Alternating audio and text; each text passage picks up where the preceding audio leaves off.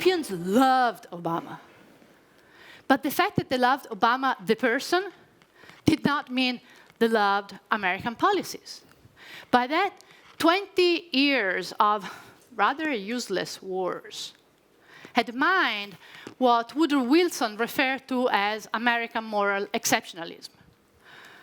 And what I've never been able to properly explain to my American colleagues and friends, it's the American moral exceptionalism, the American dream, Hollywood, public diplomacy programs like GMF, Fulbright, the State Department visitors. Any of the Europeans who had not been on one of those programs, raise your hands.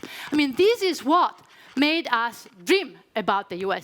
In order for the transatlantic relationship to collapse, we basically need to see a collapse of NATO. That's not happening. President Trump is a threat and has threatened the relationship. We do not deny that.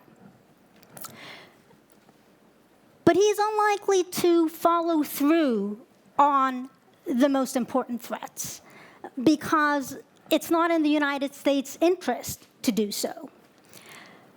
The United States has profound security interests in maintaining the relationship.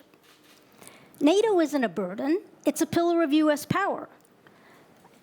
NATO is the blue chip in the United States' vast global security network.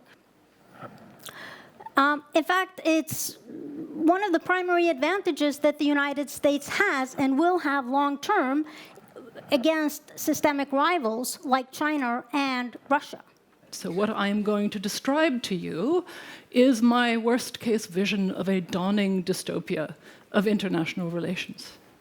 A disordering so profound, an unraveling of order so dramatic, including its transatlantic pillar, that we are incapable of stopping it and incapable of turning it back.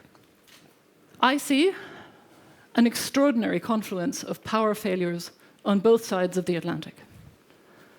In the United States, I see high stakes, high risk, simultaneous brinksmanships on several continents at the same time. Breathtaking. On top of that, I see a US administration using or threatening instruments of economic coercion, tariffs and sanctions, like no administration has done before. Not in this quantity, not in this quality, not, as far as we can see, with so little of an ultimate plan. And I don't see America winning. In fact, for now, I see it losing. But what really matters the most is the interests of the states that are involved in this relationship. Interests almost always trump trusts and values. That's because statesmen are mainly concerned with the prosperity and security of their citizens, and they will do what is ever necessary to protect those citizens.